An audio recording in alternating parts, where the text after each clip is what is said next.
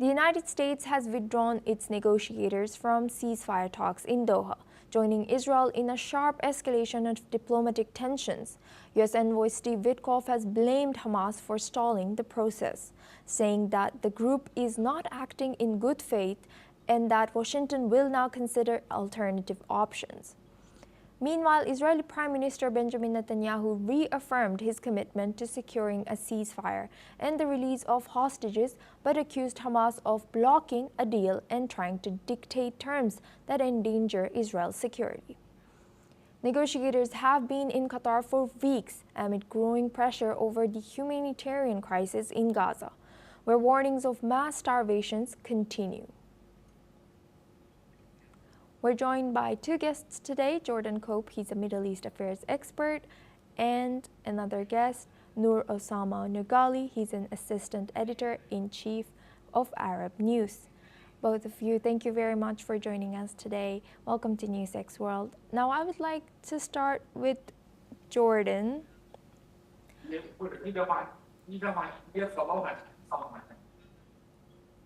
Jordan, so the United States and Israel have now both pulled out of these talks. Does this shared stance risk undermining potential peace efforts in the region? Israel's first and foremost priority will be the return of its own citizens. 50 supposedly remain in Gaza.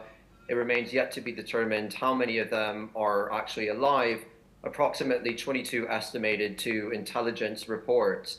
Regardless of peace prospects in the region, it seems that the United States is standing by Israel's side, especially after Hamas has tried to ultimately withhold on its end of the agreement in terms of the conditions. The United States has consistently lost patience when it has come to Hamas. Now, there have been negotiations in the making now for almost 2 years effectively as this conflict has continued. And while many have remained hopeful throughout that we were always on the cusp of yet another ceasefire and another return of the Israeli hostages, the reality is that Hamas wants to continue this war for as long as possible to delegitimize Israel as it continues to have to fight a war that it did not want to fight following October 7th.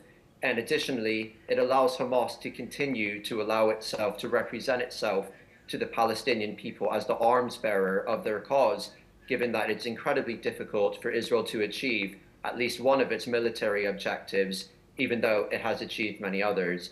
And so while there are rumors that there are potential normalization deals in the pipeline between Israel and perhaps also with Syria, even though the conditions with Syria seem to have deteriorated in recent weeks, and perhaps even with countries such as Saudi Arabia or Mauritania in the long-term future, Israel's first and foremost concern will be defending and protecting its citizens, and all other talk for now is unfortunately irrelevant.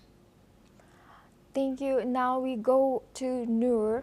Noor, now both the U.S. and Israel are blaming Hamas for stalling ceasefire negotiations. Given the humanitarian crisis in Gaza that's unfolding now, is there any possibility for constructive dialogue? Still, can we see any hope about dialogues with Hamas? Thank you so much for having me today. I think at this point, 2 years later, we've had enough with the blame game and who started what. We're seeing on the ground as journalists what's taking place. Many are calling it a genocide as Israel is wiping Gaza off the banks of what is now a demolished Palestine.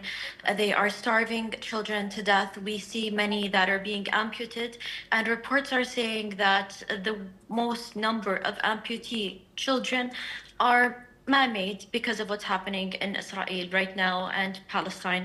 Of course, this comes on the heels of France recognizing Palestine as a country.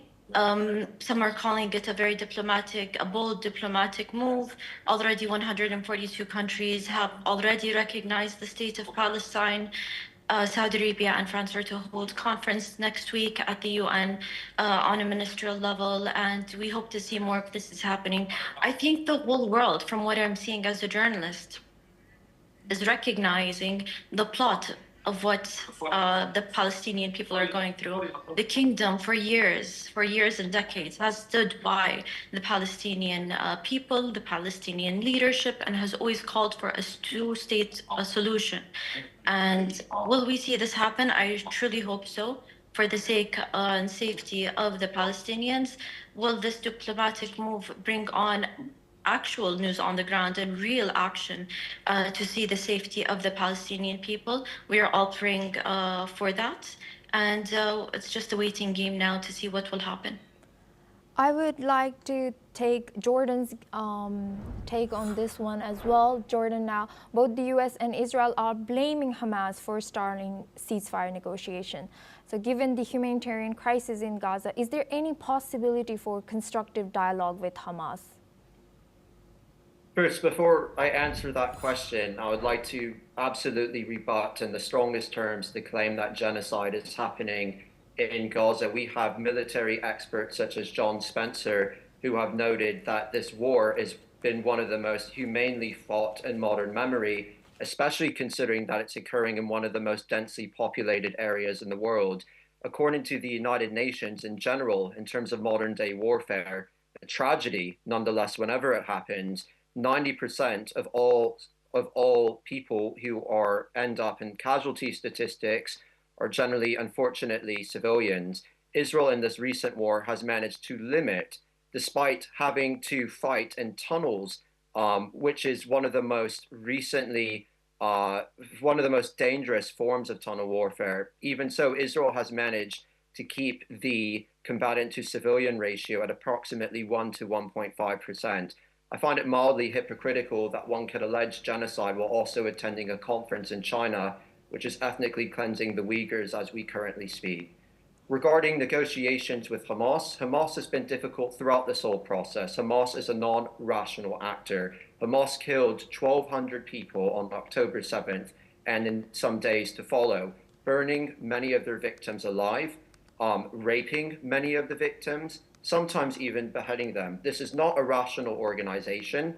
The reality of the matter is, unfortunately, 50% of the Palestinian people, according to a recent survey, according to the PSR's recent survey, have suggested that they still support the October 7th attacks, that they still support efforts to ethnically cleanse the Jews.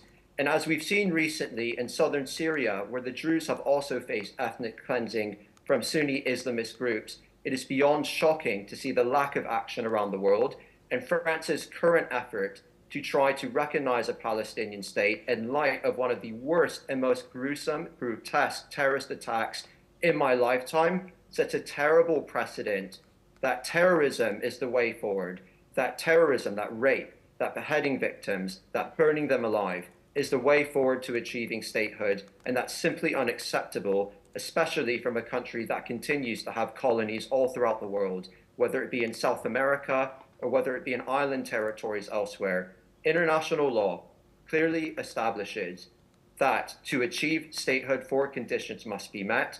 And unfortunately, the Palestinian leadership has not established all four of those. I do not expect, though, going back to your question, that Hamas is any bit of a rational actor and is willing to engage in negotiations ultimately to release the hostages. It's in the most perverse world that we live in. It is in their best circumstances not to release the hostages because they know that they can ultimately advance their goal of delegitimizing Israel, its ability to protect their citizens, ultimately allowing Hamas to carry on forward with its ultimate goal, as stated in its charter, of destroying Israel and the Jewish people. Thank you, Jordan, for sharing that. We'll come back to both of you in a minute now. We look at a significant move made by